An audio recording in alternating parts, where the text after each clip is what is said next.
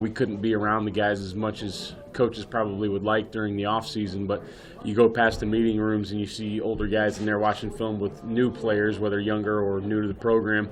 And then when we go out and walk through or in drills, they're kind of steering them in the right direction, coaching them. I can hear them coaching in the background. There's not a bunch of Jimmy jacking around back there. It's guys coaching up other players while the ones are in the walkthrough, and the two is coaching the three, and then when the twos go, the one is coaching the threes and the fours. So it's kind of cool to see. Nash Hotmaker, how big of a step does he need to take this year? Yeah, I think Nash got some good experience last year. He was in a lot of football plays, but he's just got to become a guy that's I think he belongs in this league. I think that he should be out there playing football along with a lot of those defensive linemen. But those guys, I think there's a natural progression that teams go through and players go through, and it's probably believing they can play or they can win, and then knowing they can play and they can win. And I think those young D linemen are at that phase where they need to know they're going to walk out there and they're going to be good football players. Who are you going to look at as far as JoJo and Cam Taylor in the secondary as kind of the guys that are maybe will step up for those guys? Yeah, I think that back end, that defensive back group, counting the nickel in that group too, as JoJo played. Obviously Deontay's gone and Markel's gone and JoJo's gone and Cam's gone, but there's players that were in the program that I feel good about. There's players that have transferred in and or come from junior college, or freshmen that are even here right now that have all looked really well in practice. So I can't tell you who those people are going to be. There's going to be a lot of battling right now, and then we're going to find out who's going to be the next player at that nickel position. Is it a guy that's already in that room? Is it Javen Wright? Is it Isaac Gifford? Is it one of those other guys, or do we need to pull that position from corner safety depending on who wins one of those battles on the outside? So that'll be that's always the fun thing for me is figuring out who's the best 11, getting them on the field and finding a position for those guys. When you first got here in 2018, I think you may have mentioned this earlier in an interview, going from an odd front to an even front defense. Just what are the benefits of playing an even front defense, I guess, here? Well, I think there's pluses and minuses about playing every defense, and it kind of probably depends on who you have in the program, what's your assets, what's your liabilities, and then who are you playing week to week. What personnel group does it allow us to match up best with? And right now, with what's going on in the Big Ten, being able to play some of the four-man front, some of the even stuff, whatever you guys call it, that allows us to match up versus 10 personnel and 11 personnel a little better. And even, some 12, depending on what the other teams are doing, then being able to jump into odd with the guys understanding the spacing and understanding the fits and the system and how it all works together, being able to jump in those things versus two backs and or 12 personnel with two big tight ends. I think it's being multiple is good. Just like I heard Coach Whipple say, if they get in 6 offensive linemen or 4 receivers or whatever they're going to do, somebody has to work on it. Us being able to jump into odd spacing versus 11 and or even versus 12, that gives offense something else to work on for us too. I know JoJo did so many things this most recent year. When you think about that position and maybe the thing that you're like, if I got to pick one or the other, what would you like that player to be able to do? Assuming he can't do everything JoJo did, what was the thing that you liked most about what JoJo took away from opposing offenses? Well, I think JoJo had a pretty unique skill set where he was a big guy, so he could be physical in the run game. He was a good blitzer off the edge, but he was also had the movement skills to be able to cover just about anybody we played. Not to say that we'd always want him out there one-on-one versus everybody, but he could go out there in coverage versus just about anybody we played. When you look at that person at that position, that's a unique skill set to be able to do both. When we find out whoever that's going to be, whatever their assets are, we have to use those, and their liabilities, we have to try to cover it up. So before in our defense, it's been a corner, and we played more coverage with that guy and got him out of the run fit some, and sometimes it's been more of a linebacker-ish player, and he's going to be, in zone coverages underneath. He's going to be in the run fit heavily. We're going to get him out of the coverage liabilities that he has, and hopefully you got a player, similar to JoJo. I don't think you can ever say, well, this is the next JoJo or the next Cam or the next anybody, because they're all individuals, but if you have a guy that has a similar skill set, then you can kind of have the best of both worlds. Is Kolarvik got potential? Yep. He's going to get some work there this spring for sure. Is there similarities between his athleticism and JoJo's? I know he's not as tall as JoJo. But Yeah. I think he's a guy that can, he can really run, and I don't know what his ability is yet because I've seen him today. And I've watched, before we came up here, we watched probably 20 plays before we got up here. So I need to see what he can do in that coverage modality. I think we know what he's really good around the football. He can play in the run. He can definitely blitz off the edge. Now I need to see what he can do out there in coverage a little bit. What are Isaac and Javen's strengths, I guess, in that nickel role? Yeah, I think Isaac is close to JoJo, where he has a pretty good skill set. He played safety in high school. Right now, JoJo probably a little bit better in coverage than Isaac. Isaac might be a little bit better around the ball. Javen, he's been so banged up but he's got the sky's the limit for his skill set. He started at corner for us, and he fastly grew out of that. I mean, he's 6'3" plus, and he's got some good weight on him. So his coverage ability is really good for his size, which is an extreme plus. Garrett's already lost his voice, Garrett Nelson. How nice is it to have a veteran guy like that to pump up the guys vocally when your first game is 6 months away? Everyone's excited on day one of spring practice, I'm sure, but day 2, day 3, day 4 to have a guy like Nelson. Yeah, and I think leadership can come from anywhere. Doesn't necessarily have to be the best player. It doesn't even have to be a player that plays. But normally when your best players are your leaders, that probably carries the most weight. And to have a guy like that that's got so much respect for the way that he works, just the way that he carries himself, the way that he does everything you ask him to do, and then on top of it, he's been a 2-year starter or whatever, and he's played a lot of good football. I think when you have a guy like that that's barking, and it means a lot. And he's done it.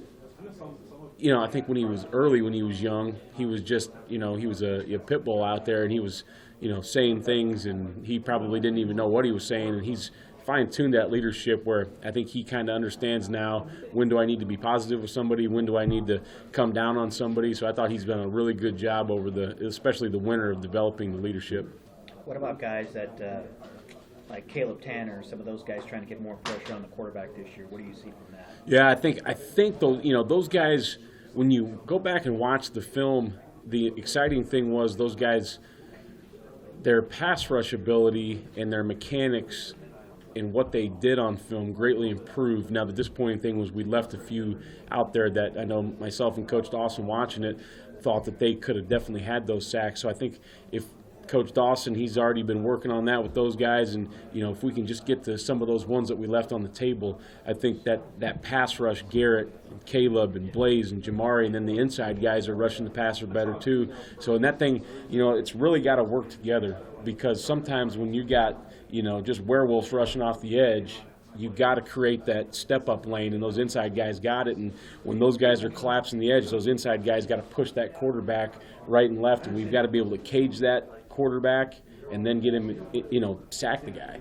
So I think, but I'm excited about where those guys are at. I watched them today. No pad practice, probably not a very fair evaluation of anybody, but those guys look like they knew what they were doing. They look like they had great effort rushes, and I like the mechanics out there. We talked to Where does defensive line depth and development of that kind of fall on your list of priorities this spring, especially with Stilley and Daniels and all those guys that are no longer there? They played a lot of snaps for him. Yeah. The defensive line depth, along with finding out who's going to play in the back end, probably the top two priorities as far as personnel goes. The good news about the defensive line is because of the attrition, those guys going to the NFL draft, there's a lot of reps to go around, and those guys are going to get a ton of reps, which is a blessing and a curse sometimes when you're a defensive lineman. You want the reps, but it's a long day of practice. But I think that we're going to have a huge library of reps to kind of look at, show them what they've done right, show them what they've done wrong, and to really evaluate who should be number one, who should be number two, and so on and so on. We talked to Ty, and he said that the biggest thing for him individually is gap integrity and just not getting moved out of his gap.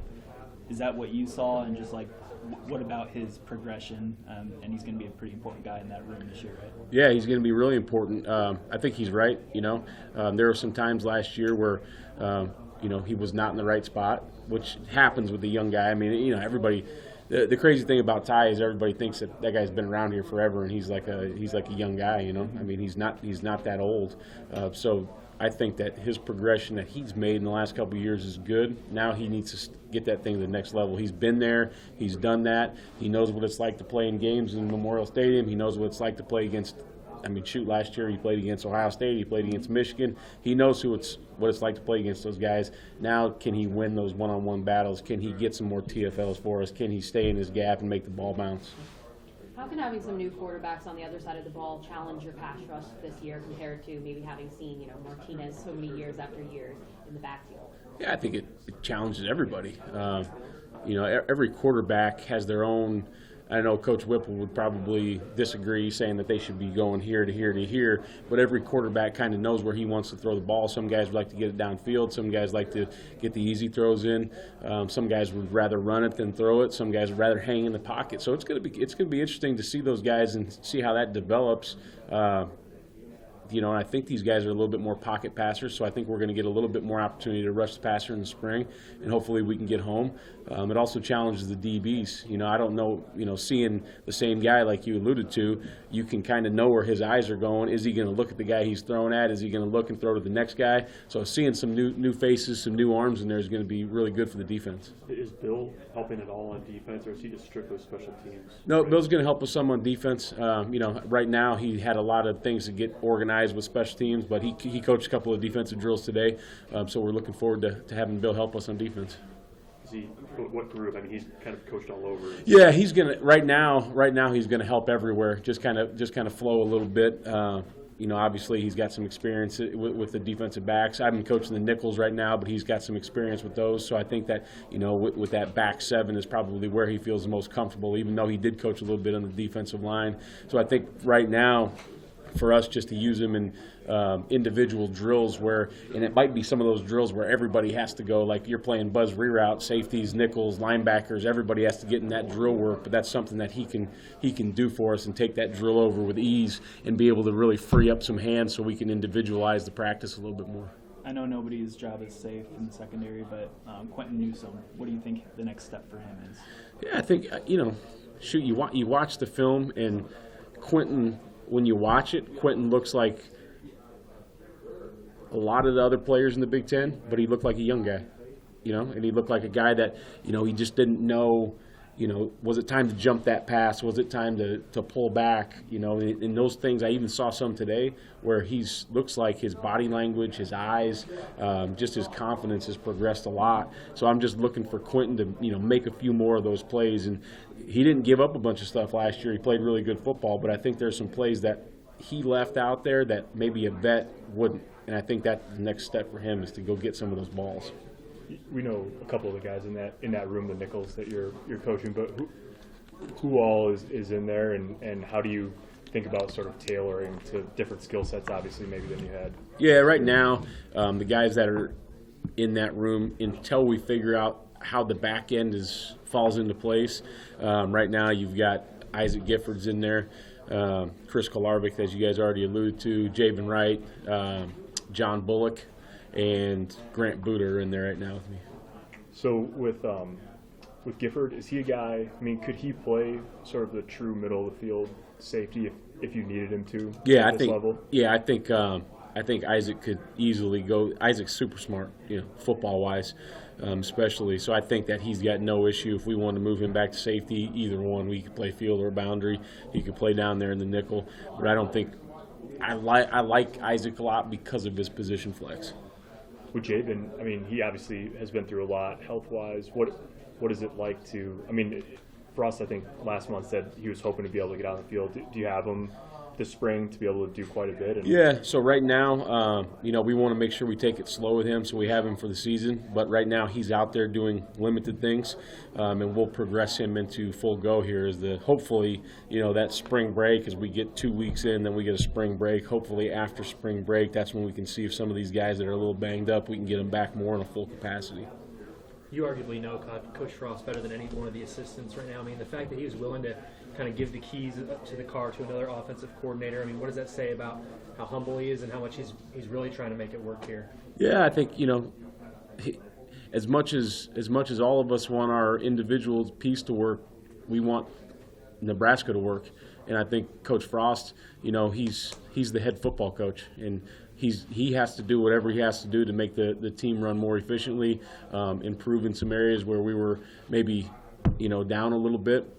And I think that he thought in his heart that hiring somebody he felt comfortable with to be the offensive coordinator could free him up to do a lot of other things. And at Nebraska, there's so many things that go into being the head coach, whether it's meeting with boosters and administration and doing events off campus, but also that allows him to be in special teams more, to be over. Today he came over with us to the DBs, and he was in the DB individual drills, and I think those will give those guys on defense a little bit more comfort with him as he's around. But I think that what he's done with the offensive staff is just shows his willingness to make some changes, evaluate the program, evaluate himself probably even, and then what can I do to fix it. And I think right now this is what he feels like is the best way to make the program better, and I'm all for it.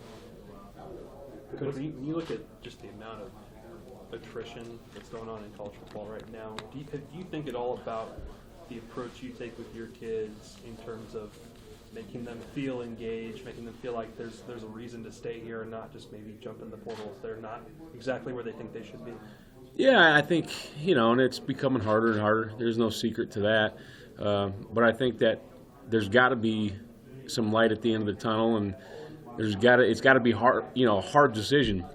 And there's a lot of guys that across the country that probably would like a fresh start, or, to be somewhere where they think they'll be more successful. But I think that, when you treat the kids right, and when they know that you care about them on an individual basis, it makes that decision really hard, and hopefully we can keep these guys around here for as long as we can, hopefully from the time they start their career to the time they end it.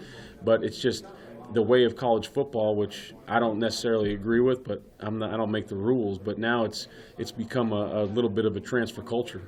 Right? If you don't like something, or you feel like somebody talked to you wrong, or you want a different number, or you want a different position, you can just walk out the door, which I think at the beginning of this thing, everybody kind of thought that was a good thing, but it's not. And for a lot of these guys that are leaving across the country, they're finding out that they're not in a better spot than they were, or they're not in any spot because they're just sitting in the portal. But I think when you treat the kids right, and they know that you love them, and they know you care about them, and they know that every decision Coach Chins makes, or whoever my coach is, every decision they make is because they want me to be successful, then it's harder to leave. Not to say that I won't leave, but it's harder. In some ways, I'm sure that goes back to the recruitment at the start too, and sort of how you approach it with them. But does that have to factor into the evaluation too, just the kind of kids you're looking for when you talk about that culture that we're kind of living in now? Yeah, I think it does. I think right now it's more important than ever that the high school young guys that you recruit, there's going to be guys from the portal coming into our program, coming into every program across the country, and those guys are maybe a one-semester guy. So that piece is a little bit different. But those guys that you're recruiting in high school now, that's definitely one thing I'm looking at. Is this guy going to stay in our program? Or is it going to get hard early, and he's the guy that could potentially leave? And not that we have the answers. You can't look into a crystal ball and tell. But I don't think if you're not talking about that piece, then you got a major problem, and you're setting yourself up for a lot of failure. And not to say we haven't made some mistakes in the past doing it, but I think that's something moving forward that's going to be more and more important as when you're recruiting a high school guy. Is that tough too with a guy like if you take a guy like Omar, do you have to kind of factor in like this could affect some guys feeling like? There's no question. Every time that you take a guy in the portal, you might encourage somebody else that they should maybe look for another opportunity for themselves. But once again, this portal, this transfer culture that college football has created, it's if somebody leaves, somebody else is coming in. It's not like somebody leaves and everybody's like, oh man, I can't believe somebody else is coming in. It's become more like the NFL. A junior left, you better get a junior in to replace him. So, but there's always, you got to look at, for every action, what will the reaction be, or what will the potential reaction be? That's going to be my question. I mean, when you have a guy coming in, the guys that are coming in from the portal, it's generally a very quick recruitment, or you probably are going off of sources and guys and things like that. But I mean, how do you, when you see him on the field today, I mean, you kind of like, okay, this guy looks how I thought he would look, or how do you kind of approach that with finally getting to see him move around? Yeah, and I think you were doing that during, we're doing that during the winter conditioning and all those types of things. Every time we went out to one of those drills where the staff was out there, you're kind of looking at those, everybody, the high school guys that are early enrollees, the junior college guys, the portal guys, and you're kind of looking at like, oh man, like please be good, you know what I mean? But fortunately, all the guys that have come into our program right now on defense, like I've been watching them very close, the high school guys, the junior college guys, the transfers, they've all been not only a pleasant surprise by athletic ability, but also by their attitude and their character and their work ethic. So that's been a really surprising, humbling piece of the puzzle, because it could easily go the other way. A couple of the players kind of remarked on the feeling of momentum and excitement around this spring. I mean, you have a lot of early enrollees, new guys coming in. I mean, how much does just new faces add to that feeling, I guess? Well, I think that having the new faces, adds a lot to it. And now it could go the complete opposite way, depending on how those new faces interact with the staff and the rest of the team in that locker room. And like I said, fortunately, the new faces that we've added, coaching staff and player-wise, have added a tremendous amount, both with their ability on the field and with their character and just their ability to mesh with the team off the field. So I think that those two things combined have added a ton of momentum for us going into spring ball. Dawson sort of said naturally that with Blaze and Jamari, they maybe slide up a little bit with Feldarius leaving. You recruited Jamari, didn't you, out of Alabama? What kind of growth have you seen? Because he didn't play all that much high school football, right? Yeah. No, Jamari, I'm proud of Jamari because, he plays very limited high school football. He was a basketball guy, and he goes out and he's the best player, and then he comes to Nebraska, and, all of a sudden you're buried in the depth chart a little bit, and you're playing scout team, and that one is easy to say, hey, I'm going back to Mobile, Alabama. And he didn't. He fought through it. He worked through it. He's done everything the right way, and now this spring he's going to get a chance to showcase his talents up there running with the ones and the twos, and I think it's going to be really good. I don't know yet. I mean, that's up to him a little bit, both him and Blaze, but I'm really excited to watch both those two guys because they've done the work, they've done everything that's been asked of them, and now it's becoming a little bit of their time. Those guys, I mean, obviously, like you said, they have to do it, but just physically, those two are a little bit different frame-wise, right? Aren't they than the other guys you have playing outside linebacker? Yeah, I mean, they're, as compared to, they're it's almost like Jamari's a little bit bigger than Caleb, and Blaze is a little bit bigger than Garrett, but they're kind of built the same way, those guys. 5 more minutes, guys. Those younger guys, Jalen Weaver, Ruslan Buckley, I mean, what did they kind of get out of that redshirt year last year, and where are they kind of at coming into right now? Well, you hope with defensive linemen, and that's where it's tough with all these transfer things, right? It's like defensive line, offensive line. In my opinion, and it's just my opinion, but it's really, really hard to play in the Big Ten as a freshman offense or defensive lineman because this is a grown man league. And I think it's hard for some of those guys when they've got buddies, elsewhere or other positions, and their buddies are probably getting to play a little bit on special teams because, they're a DB or whatever, and they're saying, how come you're not playing? Well, that's not how it works in the Big Ten. This is a league where you must be developed as a defensive line or an offensive line. So I'm hoping what they got out of last year was a little bit of comfort in being in the system and being in this style of play and being in the room with grown men, and then also, in the weight room, in the summer conditioning, the winter conditioning, just being on the scout team last year. They started to realize that even though I'm a young guy, I belong here. I deserve to be here. Now I got to work, and it's going to be my turn to get some real meaningful reps in spring football. Deshaun Singleton was kind of an untraditional junior college player, and yet you guys, I think, were pretty excited to get him. It's only been one day of practice. What was your impression of him as a person over the first month he was here? Yeah, Deshaun's a pretty quiet guy, but once again, he's one of those guys like all those new guys, however they got here. Gosh, he just came in, he worked, and I watched him.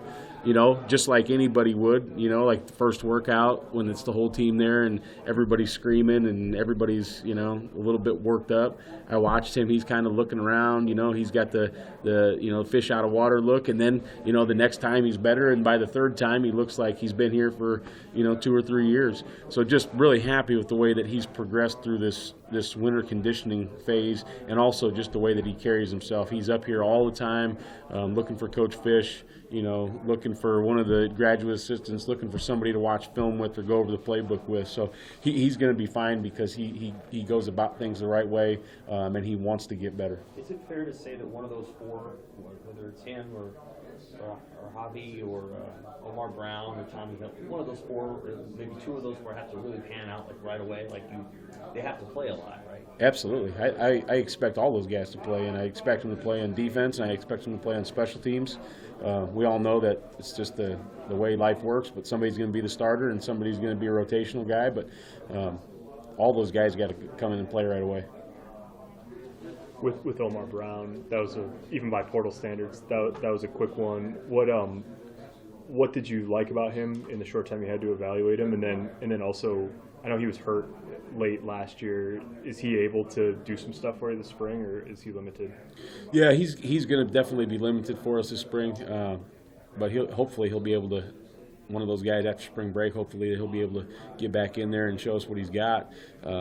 He's just got a ton of good film from the time he was, a young guy till the time he decided to move on. And obviously, me being at Northern Iowa, I got a bunch of resources to call once he gets in that thing and find out.